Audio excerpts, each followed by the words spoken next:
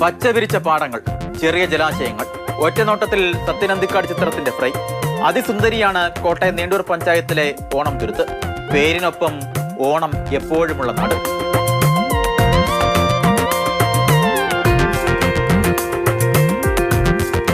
എല്ലാ വശങ്ങളും ജലാശയത്താൽ ചുറ്റപ്പെട്ട കോണാകൃതിയിലുള്ള നാടായിരുന്നു ഇത്.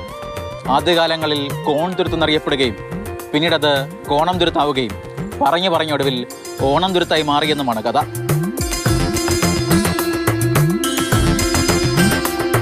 ഓണം തുരുത്ത് ശ്രീകൃഷ്ണസ്വാമി ക്ഷേത്രവുമായി ബന്ധപ്പെടുത്തിയും ഈ നാടിന് പേര് കിട്ടിയ കഥ പ്രചരിക്കുന്നുണ്ട്. തിരുവോണം നാളിലാണ് ഇവിടുത്തെ ക്ഷേത്രത്തിലെ പ്രധാന പ്രതിഷ്ഠയായിട്ടുള്ള വിഷ്ണു വിഗ്രഹം പ്രതിഷ്ഠിച്ചതെന്നാണെന്നാണ് പറയപ്പെടുന്നത്. അങ്ങനെയാണ് ഓണം തിരുവോണത്തിൽ നിന്നുണ്ടായ വാക്കായിരിക്കാം ഓണം തുരുത്ത്. എന്തായാലും ബാക്കിയുള്ളവർ വർഷത്തിൽ ഒരിക്കൽ ഓണം ആഘോഷിക്കുമ്പോൾ ഓണം തുരുത്തുകാർക്ക് എന്നും ഓണമാണ്.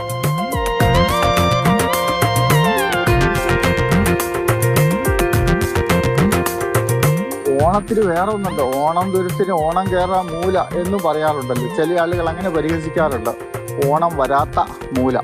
എന്നാൽ സത്യത്തിൽ ഓണം തുരുത്ത് ഓണം വരാത്ത മൂലയല്ല, ഓണം ഒരിക്കലും തിരിച്ചു പോകാത്ത മൂലയാണ്. കോട്ടയത്തിന്റെ ഗ്രാമീണ ടൂറിസം കേന്ദ്രങ്ങളിൽ പ്രധാന ഇടം കൂടിയാണ് ഓണം തുരുത്ത്. മാതൃഭൂമി ന്യൂസ്, കോട്ടയം.